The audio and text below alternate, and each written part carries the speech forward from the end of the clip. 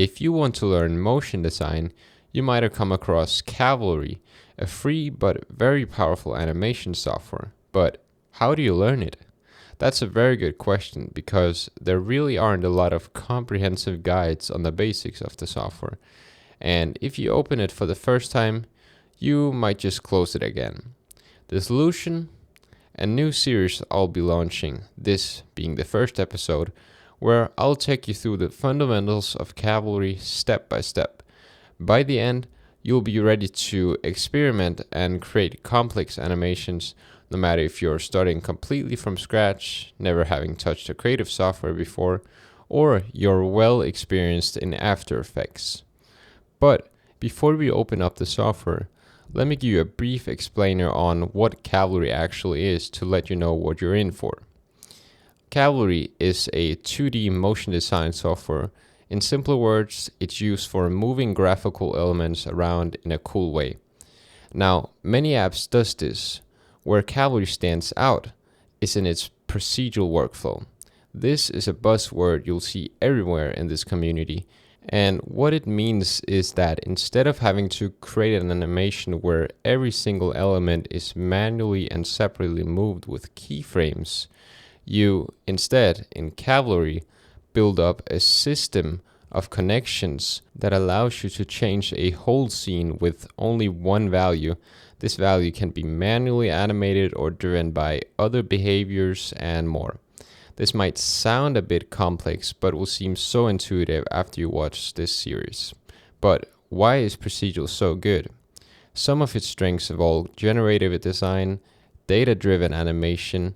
Yes, you can link your procedural animation up to a spreadsheet, as well as more scalable motion design, where clients might want a slight change to the scene or really any adjustment that you can make quite easily in Cavalry.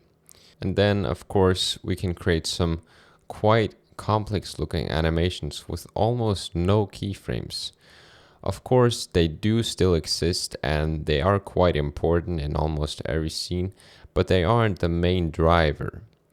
Now, to visualize this, I'm going to show you how I created this animation quickly without going into the details. So, I added a shape into a duplicator, which is arguably the most important tool in the whole software. And then I made a few changes to this duplicator and controlled the shape position with a behavior, in this case an oscillator.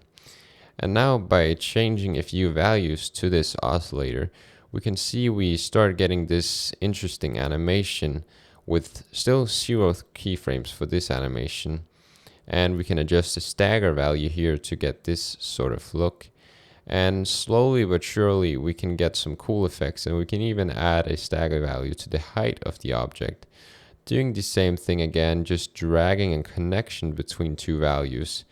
And this is really an intuitive way of animating because you can just change values and experiment with different connections. And as you can see, we get a lot of different and cool results that would be hard to get if we had to manually keyframe everything. And at this point, you might already start to get some ideas on what this actually could be used for.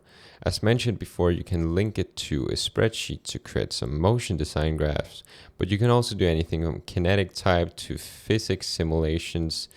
The last one only being from pro users, but don't worry, this series will be 100% in the free version. Now, as far as this series goes, it'll cover topics like the UI, text, duplicators, keyframing, and much more, including challenges in the end of some videos, which will help you actually learn and not just copy. If there's anything you'd like to see in an upcoming video, drop a comment down below. Now, the first logical step to a new software would be to download it, so let's do that. Cavalry was founded by Scene Group, so head to this website and then click download. Here you can choose between the free and the pro version.